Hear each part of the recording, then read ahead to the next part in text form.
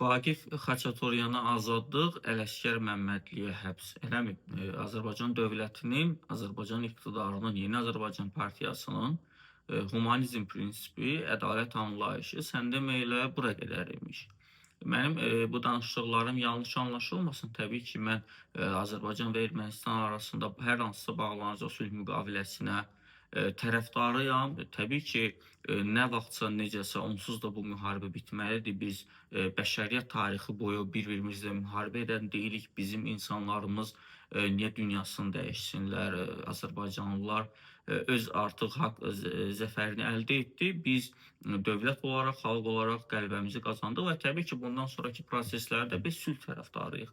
Mən bir azərbaycanlı kimi, bir gənc kimi, bir insan kimi, həm də bir siyasətçi kimi sülh məsələsində atılan bütün addımları dəstəkləyirəm. Mən bunu xüsusilə ona görə vurğuladım ki, mənim burada danışdıqlarımı fərqli səmtə, fərqli yöndə anlaşılmasın. Mən təbii ki, sülhə qarşı deyiləm və yaxud da ki, hər hansısa bir humanist addımlara qarşı deyiləm. Kim azadlığı haqq edirsə təbii ki, çıxsın. Amma Vaqif Xaçaturyan adlı bu şəxs, biz unutmayaq ki, Xocalı rayonunun Meşəli kəndində ən azı 25 nəfərin ölümündə təqsirli bilinirdi və elə bu yaxınlarda bizim məhkəmələrimiz özü bunu təsdiq edib. Azərbaycan Respublikasının məhkəmələri və hətta o özü də mən səhv etmirəmsə qəbul etmişdi törətdikləri bir çox addımları, hətta bunun yanlış olduğunu da qəbul edirdilər.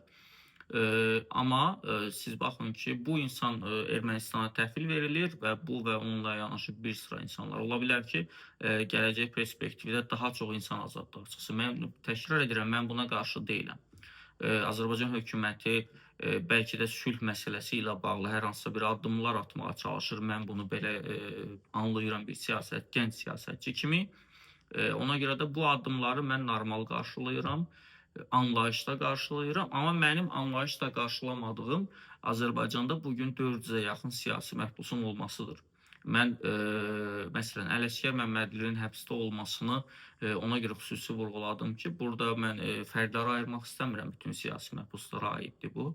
Mən sadəcə bir obraz olaraq tanınmış ziyalı, elm adamı idi, savadlı insan idi, bir müəllim idi həm də və bir ağsaqqal kimi, bir ziyalı bir şəxs kimi mən Ələsgər Məmmədlinin adını vurğuladım. Təbii ki, biz o siyahını istənilən qədər uzada bilərik. Elə nümunə çəkəcəyimiz şəxslərdən biri həm də Ruslan İzzətlidir. Elə o da Toplum TV işi üzrə həbs olunub. Hansı ki, Ruslan İzzətli Vətən müharibəsi iştirakçısıdır və hətta hal-hazırda o da Ələsgər Məmmədli kimi ağır xəstəlikdən əziyyət çəkir və düz Ələsgər Məmmədlinin xəstəliyi daha ağırdır. Hətta o təcili surətdə əslində mən düşünürəm ki, ən azından şərti azadlığa buraxılmalıdır və yaxud da ki, ev dostallığına buraxılmalıdır ki, müalicə prosesi davam etsin və daha yaxşı həyata keçirilsin. Amma Azərbaycan iqtidarı nədənsə öz vətəndaşlarına gələndə, Azərbaycan hakimiyyəti növbə öz vətəndaşlarına çatanda heç bir humanizm onların yadına düşmür,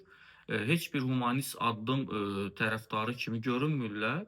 Əksinə, kimləri ki, şərti azadlığa belə buraxa bilərlər istintaq sürəci zamanında ən azından, kimləri ki, ev dostallığına belə buraxa bilərlər, həmin şəxslərə qarşı heç bir humanist addım atılmır. Amma dövlət çevrilişində cəhdi ittiham olunan Ramiz Mehdiyev ev dostallığındadır. Amma əli Azərbaycanlıların qanuna batan, bizim onun qətliamda ittiham etdiyimiz və məhkəmənin hətta bunu sübut etdiyi Vaqif Xaçaturyan bugün humanist bir addım kimi bugün sülh məsələsinin bir parçası olaraq Ermənistan tərəfinə təhvil verilir və mən inanmıram ki, o Ermənistanda uzun müddət həbsdə saxlanılacaq. Bəlkə elə bu yaxınlarda, bəlkə də müəyyən müddətdən sonra heç onun orada həbsdə olduğu şəraiti də biz nəzərə alsaq, əslində heç onu həbsdə hesab etmək olmaz. Və mən bir daha artıq neçənci dəfə qeyd edirəm, sülh naminə bu addımlar atılması anlaşılandır. Mən buna qarşı deyiləm.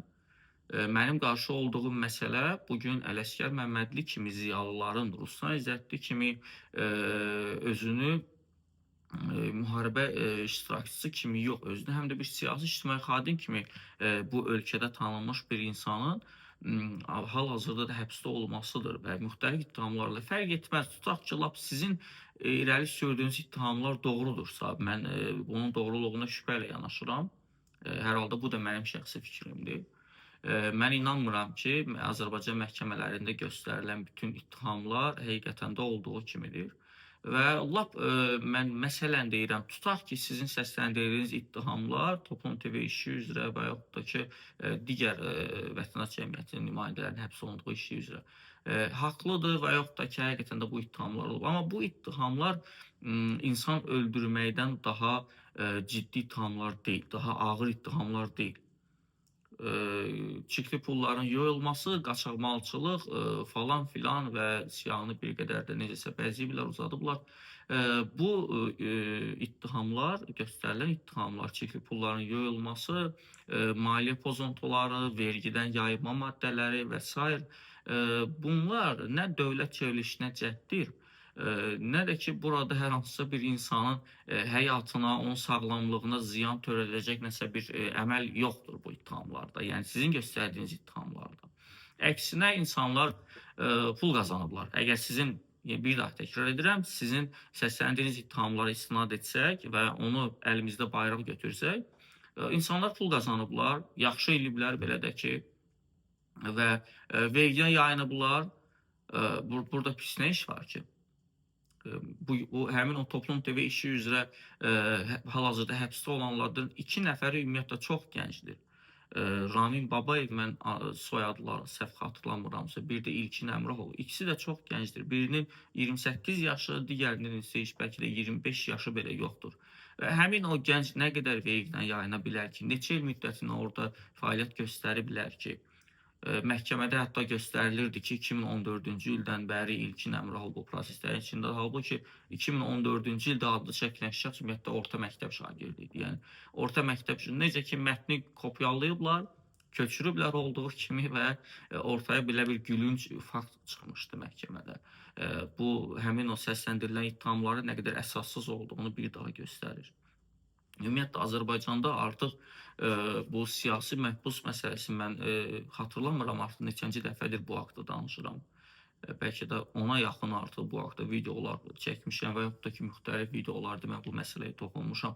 Azərbaycanda siyasi məhbus məsələsi bir dəfəmlik bitməlidir və xüsusilə də gənclər, sizə heç kəs haqq verməyib ki, bu gəncləri müxtəlif ittihamlarla, əsaslı və yaxud da ki, əsassız, şər ittihamlarla çoxsu da təbii ki, və bu yollarla siz insanların, onların azadlığını nə edəsiniz? Onların da valideynləri var, gənclərin, onların ailələri var, təbii ki, kimlərinsə sevdiyi var, dost tanışı var. Niyə onlar 4 divar arasında artıq birazdan 2 il olur, hətta elələri var ki, artıq 2 ili belə tamamlayıb, 2023-cü ildən başladı bu kütləvi vətəndaş cəmiyyətinə baskılar, həbslər, həbs dalğası Abzas Media ilə başladı və artıq Abzas Media işinin 2 ili tamam olub və 3 ilə doğru gedir.